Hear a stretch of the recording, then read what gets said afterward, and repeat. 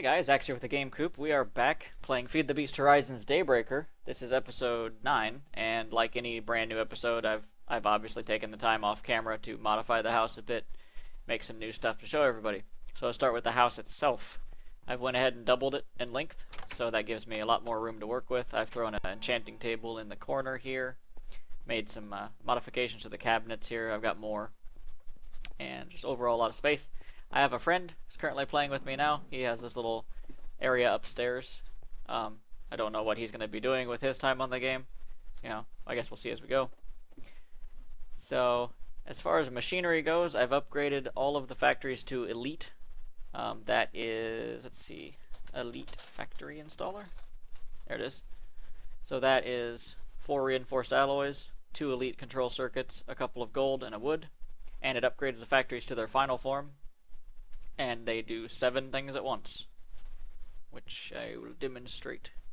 There we go. Let's do carrots. Crushing.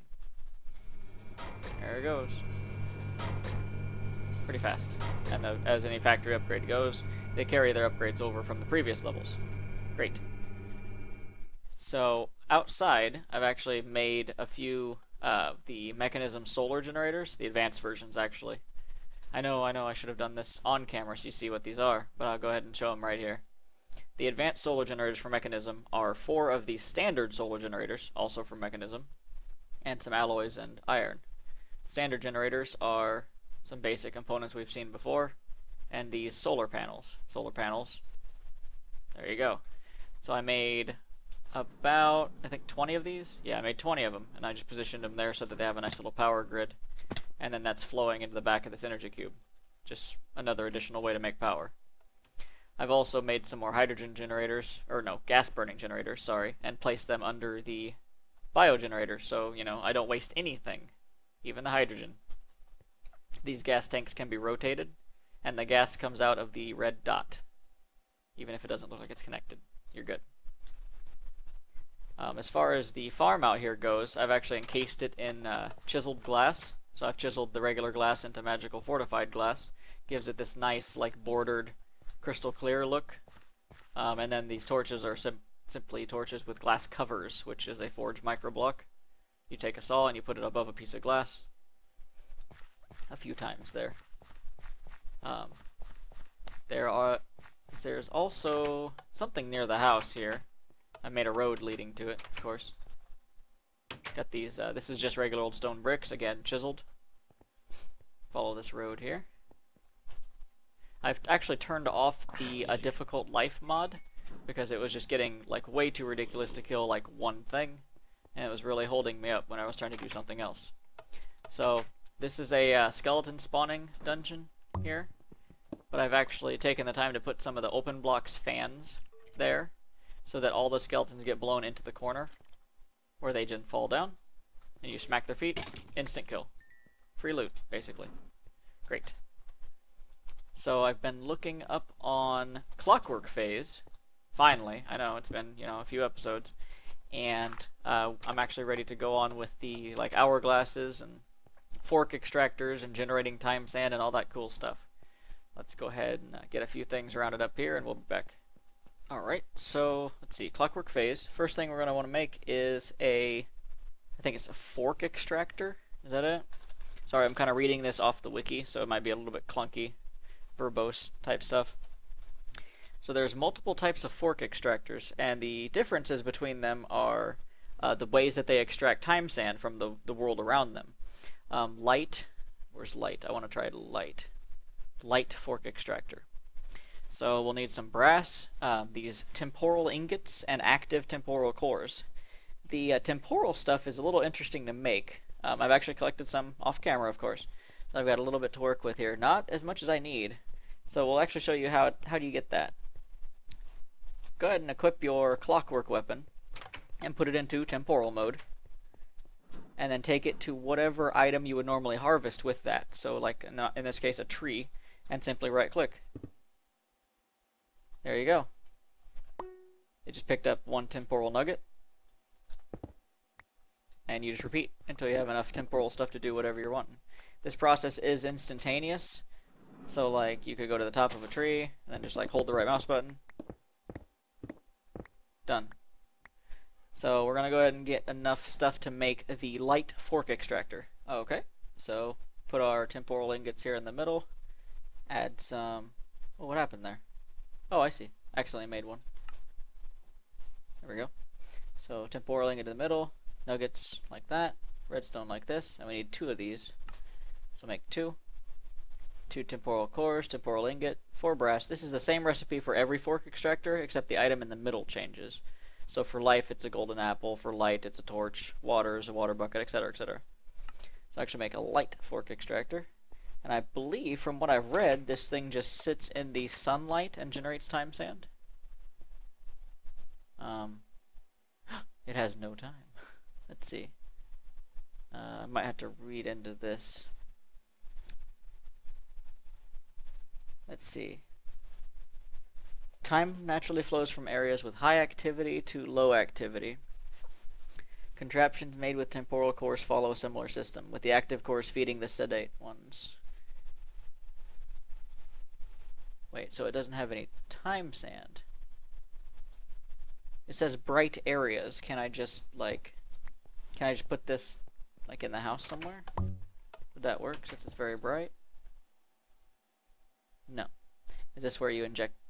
No? Interesting. Once the fork extractor reaches a certain amount of time sand, it will flow into the time well. The lower slot of the time well can then inject time sand into a valid item while the top does the opposite. What's a time well? I need to make one of those too? We'll make one of those too. Oh, maybe there's not. Well of time. There we go. Oh, lots more. Oh, sedate temporal core. What's that? Oh, okay, it's stone. Alright. So instead, the wiki says that you can throw these onto the clock and that'll change something about them. So I guess, do I physically throw it on there? Is that what happens? Light?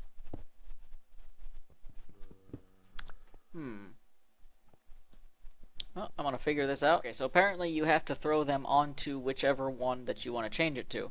So I think this is the death. I know I already changed it. But yeah, basically, let's say I want to get the life one here. You just throw it on there. It does this little thing. Pick it back up. Oh, it's still death. Give it a second there. Okay, it's purple now. Okay, now it's a life. So life is it takes the time sand from things spawning. Death is it takes the time sand from things dying. So I figure if I take this fork extractor and I make it a death one, and then I take it to the skeleton spawner, that might be a good way to get time sand right there. So let's try this out. Come on. Nope, still life. Let's leave it on there for a while. It's going to change colors too. There it goes.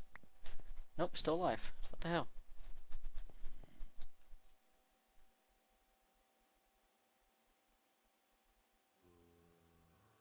Maybe it like really has to change colors. There we go, death fork extractor. So we'll go ahead and take this down to the skeleton spawner here. So I placed it right here by the skeleton spawner. And does it work? I'm actually dealing damage to the skeletons, but it's not doing it.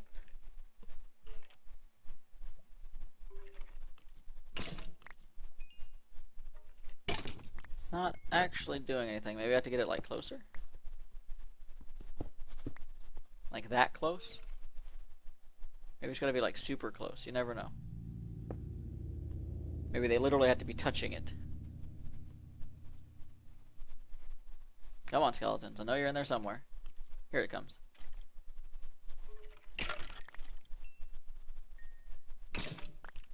Nope, still. Maybe it's literally a nearby death. Like, I can't kill them. It's just, like, they have to die nearby. So, maybe like a piston crushing apparatus would work? Yeah, I'll make one of those. Alright, so let's see if we can hook up a piston crushing thing without, like, really tearing up the place here.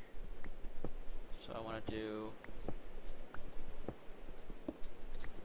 This needs to have the piston in it. Not facing that way, of course. Also, I'm being pushed around because of the fan. There we go. That gets a piston, or a lever. So we'll see if this works. It's gonna take them a while to die, but...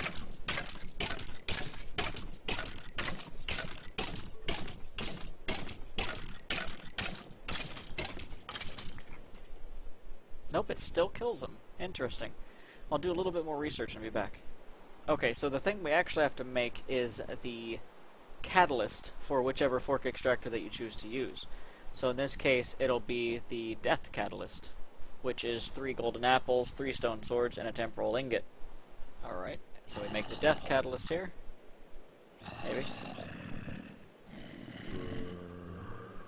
And we put that inside the death fork extractor.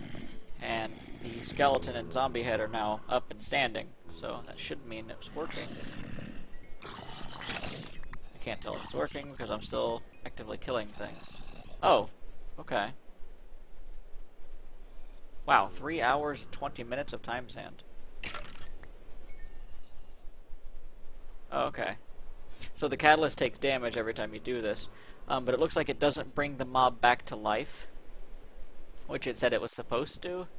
So maybe it is like certain amounts of damage. Like maybe I'm killing them too hard. We'll try it like this. Nope, it's still killing them. Okay. So every time they die, I get time sand. So I want to do this for a while, farm up some time sand, and then we'll make something to use it.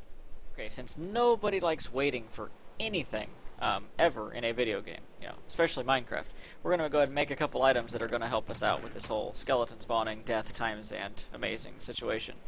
First of all, we're going to make some spikes from X utilities. And what those are going to do is they're going to just sit on the ground, and when the skeletons fall on them, skeletons are going to die. So we're going to go ahead and make the diamond spikes, which are 3 diamond swords, 3 gold spikes, a block of diamond, etc., etc. Gold spikes are... oh, magical wood. Actually, I may not be able to do this one. Actually, no, I can. I can do this. Golden spikes. So, I make golden spikes first. Magical wood is 4 of any enchanted book, a bookshelf, and 4 gold. So in this case, we will make some books here.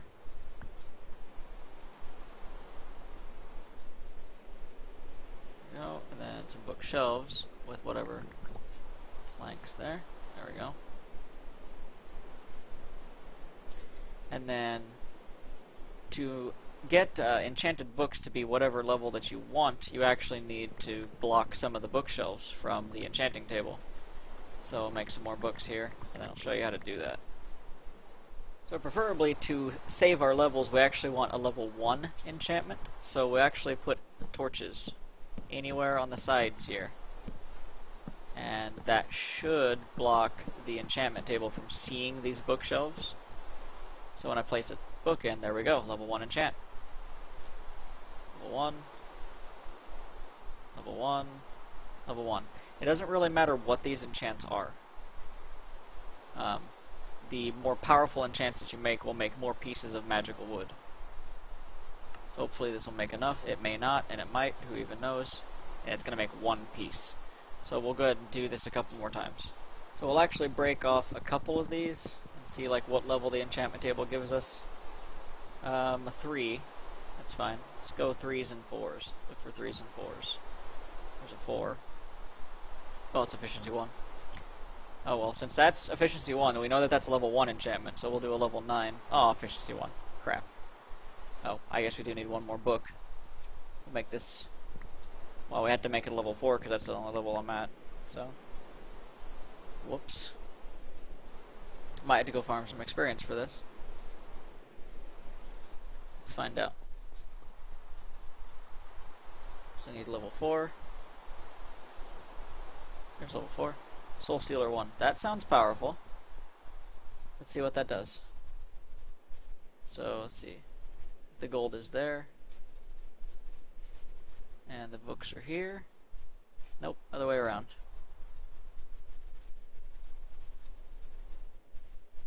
Oh, I did it again.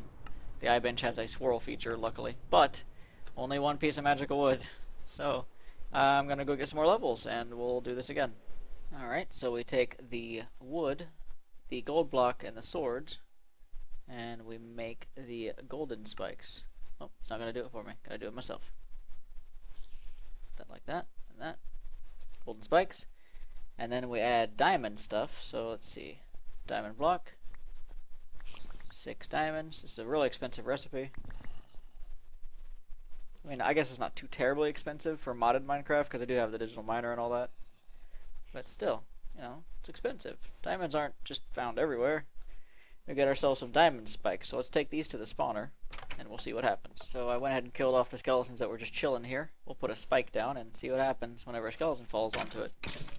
Boom. 2 shots and it's dead. And it does in fact, well, if another one spawns.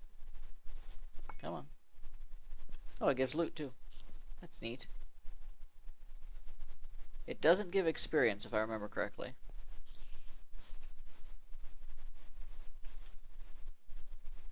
Come on, skeleton. Of course, now the spawner just decides not to spawn anything.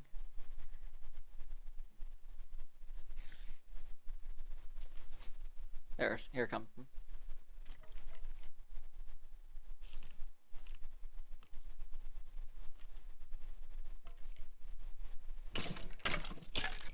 There we go. And it adds the time to the time sand. Or adds the time to the fork extractor. Now, as far as getting the time sand out of this, not exactly sure how that works. Not exactly sure how to use that time sand. But we'll find that out on the next episode. So this is Axe, TheGameCoop, Horizon's Daybreaker Episode 9. Thanks for watching. See you next time.